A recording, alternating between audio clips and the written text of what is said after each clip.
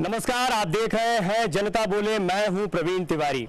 बेरोजगारी ये शब्द सुनते ही जहन में आता है कि देश तरक्की क्यों नहीं कर पा रहा है। एक बड़ी वजह है कि हम अपने देश को उठा नहीं पा रहे हैं। और बेरोजगारी की जब बात होती है तो कहा जाता है शायद एजुकेशन सिस्टम मजबूत नहीं है या कमजोर है। एजुकेशन सिस्टम क्यों कमजोर है, क्या खामियां हैं, बात करने के लिए हमारे साथ मौजूद है अरिंदम चौधरी। खुद एक शिक्षाविद हैं, मैनेजमेंट गुरु के नाम से मशहूर हैं और युवाओं में जाने जाते हैं कामयाब एंटरप्रेन्योर के तौर पर, और जाने जाते हैं अपने सुंदर चश्मों के लिए, अपनी पोनीटेल के लिए और अपने कपड़ों के लिए। बहुत स्वागत है अरिंदम आपका। मेरे साथ मौजूद हैं जयेश राजपूत साहब, जो कि एनसीईआरटी के एक्स डायरेक्टर हैं। राजपूत साहब, बहुत स्वागत है आपका। एनसीईआरटी एक ऐसी संस्था जो आजकल जानी जाती है किताबों की कमी के लिए और बहुत महत्वपूर्ण अपना मुकाम रखती है, अहमियत रखती है शिक्षा तंत्र को मजबूत करने में या कमजोर करने में, जो भी कहें। अरिंदम, शुरुआत आपसे करना चाहेंगे। जिस सर्वे की मैंने बात कही, क्या आपको लगता है, ये एक निजी सर्वे था, क्या आपको लगता है हकीकत यही है कि नौकरियां हैं लेकिन उसके लायक लोग नहीं है हमारे पास? हकीकत है। आज जिस तरह से हम लोग आगे बढ़ रहे हैं, काफ़ी नौकरियां अब आने लगी है मार्केट में, लेकिन जितने सर्विस निकल रहे हैं, आईटी सेक्टर में बोलिए या मैनेजमेंट सेक्टर में बोलिए, हर जगह पे यही हाल है कि नौकरियां हैं और लोग नहीं हैं। इसीलिए अब कंपनीज क्या कर रहे हैं, इंस्टीट्यूट्स के साथ टाई अप करने की कोशिश कर रहे हैं कि हमारे पास अगले 2 साल में 10,000 नौकरी आने वाली है। और राजपूत साहब, क्या यह हकीकत है, नौकरियां हैं लेकिन वैसे लोग नहीं है जैसे लोगों की ज़रूरत है? हाँ, लेकिन दुनिया आईटी और मैनेजमेंट के बाहर भी बहुत लंबी चौड़ी है और वहाँ पर भी बहुत नौकरियाँ हैं। उधर कोई ध्यान नहीं देता और उसके लिए लोग तैयार नहीं किए जाते। जैसे हम केवल डिग्री देते हैं। हम एग्रीकल्चर सेक्टर है, जैसे हमारे इंस्टीट्यूशंस हैं, यूनिवर्सिटीज़ हैं, जहाँ पर कहा जा रहा है कि पढ़ाने वाले लोग नहीं हैं। आईआईटीज़ में, आईआईएम्स में स्टाफ की शॉर्टेज है और उसका एक सर्वे और निकला है कुछ दिन पहले जी। जब भी किसी कंट्री में किसी सिस्टम में एक्सपेंशन होता है तो डाइल्यूशन होता है क्वालिटी का। एक्सपेंशन वाज एसेंशियल हमारे यहाँ होना ही था, एजुकेशन का होना चाहिए और होना है।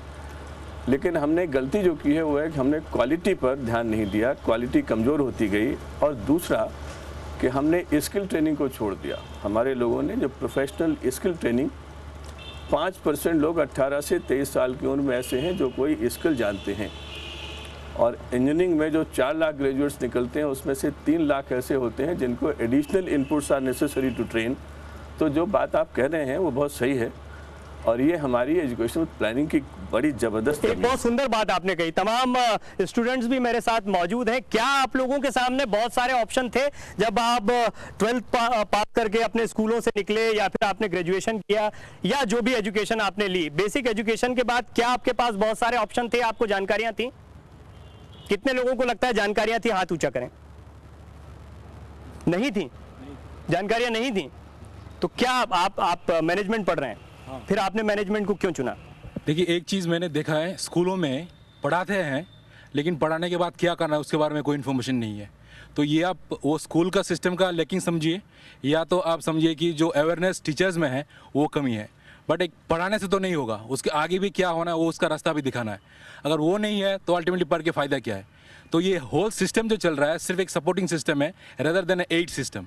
सो इसको डेवलप करना बहुत ही जरूरी है। आप में से कोई बता पाएगा क्या किया जाना चाहिए? आपको खुद क्या लगा कि ये होना चाहिए था मेरी बेसिक एजुकेशन के बाद? एक काउंसलिंग सिस्टम होना बहुत इम्पॉर्टेंट है स्कूल टाइम में।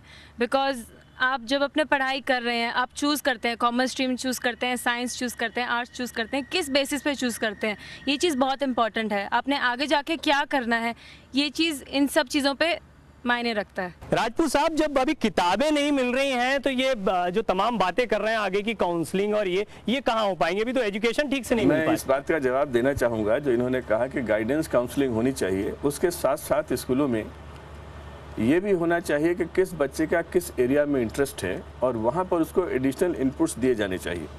हमारी जो बड़ी कमी है वो यहाँ पर है और हमारे बच्चे जानते नहीं हैं। जैसे इंजीनियरिंग और मेडिकल और मैनेजमेंट, सारे पेरेंट्स चाहते हैं कि सब बच्चे वहीं चले जाएं और जो उनका इंटरेस्ट, समबडी में भी इंटरेस्टेड इंग्लिश लिटरेचर, उसको हम इनकरेज नहीं करते। ये हमारी कमी है। मैं 3 साल पहले एनसीईआरटी का डायरेक्टर था और मैं ये कह सकता हूँ कि सन 2003-2004 में 90% कंप्लेंट्स हम लोगों ने सॉल्व कर ली थी। आज किताबों की कमी है, उसके बारे में जवाब देना मेरे लिए ठीक नहीं है जी। लेकिन इनमें से ऐसा कोई नहीं होगा जिसने एनसीईआरटी की किताबें न पढ़ी हों और उन्हें अच्छा न पाया हो। आज भी पढ़ रहे हैं, ब्लैक में मिल रही हैं। चलिए, बहरहाल ये एक अलग बात है। अरिंदम, आप तमाम चर्चा को सुन रहे हैं, आपने स्टूडेंट्स को भी सुना। आप मैनेजमेंट गुरु हैं, मैनेजमेंट इंस्टीट्यूट चलाते हैं, जाहिर तौर पर आपके लिए वो करियर ऑप्शन सबसे बढ़िया होगा।